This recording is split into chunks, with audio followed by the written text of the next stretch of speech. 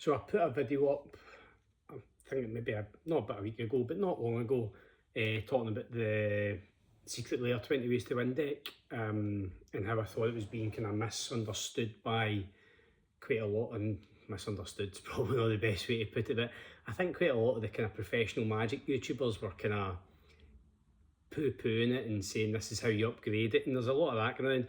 So just finished a 12-hour game day. I got 3 games in with it. Managed to win one of them, so I've managed to tick off the approach to the Setting Sun one. I was very close to winning with, is it Mael's Aria? If the game had come back round one more time, I'd have won it.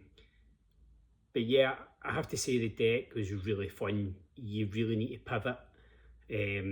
You're constantly kind of changing direction, so if you're not into that sort of stuff, then you're probably not going to enjoy the deck. It's definitely a deck where you're constantly problem solving, which I had my Christmas day out yesterday, so a bit hungover today when we started it, so it was a bit of a rough one mentally.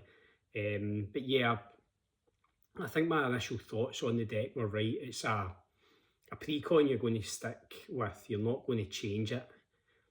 Keep it together, and the challenge is just to try and tick everything off that list. But I don't think you can really aim for anything on that list as such. It's not as if you're going to pick the deck up and go, today I'm going to win with Reveling Riches. It's really just a case of draw your hand, see what you've got. I do like the non-linear aspect to it. There's a few comments today which I thought was quite interesting from some of the guys. One of them says it's like board wipe tribal. I think in all the games I got the Verdict out, I got Command out, and I got one of the other ones. So it was like forcing people to sacrifice, destroying creatures with power 3 or greater, and then the other one was like destroy all creatures. I think I got that out pretty consistently, which surprised me. Obviously with Commander you don't really get that. And yeah, it was one of those decks where you're really kind of wanting to fly under the radar. It's definitely a politicking deck, so if you're good at politicking, I'd recommend it. But yeah, it's really enjoyable, thoroughly enjoyable deck. If you've not got it yet, and you know someone that's got it, get it off them and play, but you really need to fly under the radar. You really want to avoid the being the target, because it's not a tuned deck. Another comment which I really liked, which I thought was really true, and I hadn't thought about it, is 20 ways to win, you're really spread out. So really 10 ways to win would have probably been better, but actually have it as 10 ways rather than including commander damage and milling your opponent and stuff like that. Like, just giving you 10 solid win cons and kind of structuring the deck around 10 of those, which kind of slightly kind of gel together, would have been better. So I know a lot of your pre-cons, it's like, here's a commander that does one thing, here's another commander in the same colours that does this other thing, and your deck kind of feels like 50-50.